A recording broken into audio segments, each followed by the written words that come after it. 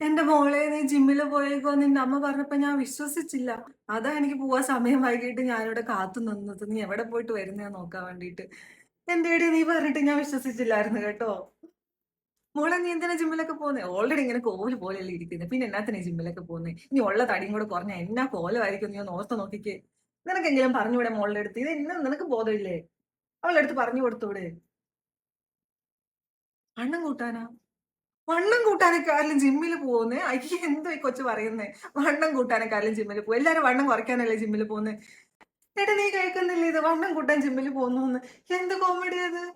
ഞങ്ങടെ നാട്ടിലേക്ക് എല്ലാരും വണ്ണം കുറയ്ക്കാൻ വേണ്ടിട്ടാ ജിമ്മില് പോകുന്നത്. ഇത് ഞാൻ ആദ്യം കേൾക്കുവാ. എന്റെ മോളെ നീ എന്ത് തേങ്ങ ഈ പറയുന്നേ? അല്ലേലും ഞങ്ങടെ നാട്ടില് പെൺപിള്ളേരൊന്നും ജിമ്മില് പോകുന്നത് ഞാൻ കണ്ടിട്ടേ ഇല്ല. ഇത് ആദ്യമായിട്ടാ.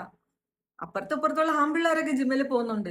നീ അമ്മ ഉണ്ടാക്കി തരുന്ന എന്തേലും ഫുഡും കഴിച്ചിട്ട് സമാധാനായിട്ട് വീട്ടിലിരുന്ന് വണ്ണം വെക്കാൻ നോക്ക്. എടി നീ അവക്കൊന്നും ഉണ്ടാക്കി കൊടുക്കുന്നില്ല. നീ നല്ല ഫുഡൊന്നും ഉണ്ടാക്കി കൊടുക്കാഞ്ഞിട്ടാണ് ഇവളീ പരിപാടിക്കൊക്കെ പോകുന്നത്. നീ നല്ല ചോറും കറിയൊക്കെ ഉണ്ടാക്കി കൊടുത്ത് അവളെ കുറച്ച് തടി വെപ്പിക്കാൻ നോക്കുന്നേ. അല്ലാതെ തന്നെ മോളെ പെൺപിള്ളേർക്ക് ഇച്ചിരി തടിയൊക്കെ വേണം. അത് ഈ ആണുങ്ങളെ പോലെ മസിൽ ഉണ്ടാക്കിയിട്ടുള്ള തടിയൊന്നും അല്ല. നല്ല കാണാനൊക്കെ നല്ല ഇങ്ങനെ ഉരുണ്ടിരിക്കണം. ഞങ്ങളെയൊക്കെ കണ്ടില്ലേ അതുപോലെ ഇരിക്കണം. ചുമ്മാ ഈ മസിലൊക്കെ ഉണ്ടാക്കി പെൺപിള്ളേർക്ക് മസിൽ വന്നാ എങ്ങനെ ഇരിക്കും മോളെ? നീ ഒന്ന് ഓർത്ത് നോക്കിക്കേ. എന്ത് കോലമായിരിക്കും. അയ്യേ! ആണുങ്ങളാണെ പിന്നെ ഓക്കെ പോട്ടെ. അവന്മാർ ആണുങ്ങളാണല്ലോ. പെൺപിള്ളേർക്കൊക്കെ മസിൽ വന്നാ എങ്ങനെ ഇരിക്കും? അയ്യേ! എന്റെ മോളെ നിനക്ക് കുറച്ച് ബുദ്ധിയില്ലേ? ഞങ്ങളെ പോലെ അല്ലല്ലോ. നിനക്ക് ബുദ്ധിയില്ലേ? നീ എന്താ പിന്നെ ഇതൊന്നും ഉപയോഗിക്കാത്തത്? ഈ ജിമ്മൊക്കെ ഉടായിപ്പാണ് മോളെ. ചുമ്മാ അവന്മാര് പൈസയും മേടിച്ച് കണ്ട പൊടി അതും ഇതും ഒക്കെ കലക്കി തന്ന എന്നാ പൊടിയാന്ന് ആർക്കറിയാം. വല്ല കാടിവെള്ളമായിരിക്കും തരുന്നത്. ചുമ്മാ നീ വീട്ടിലിരിക്കാൻ നോക്ക്.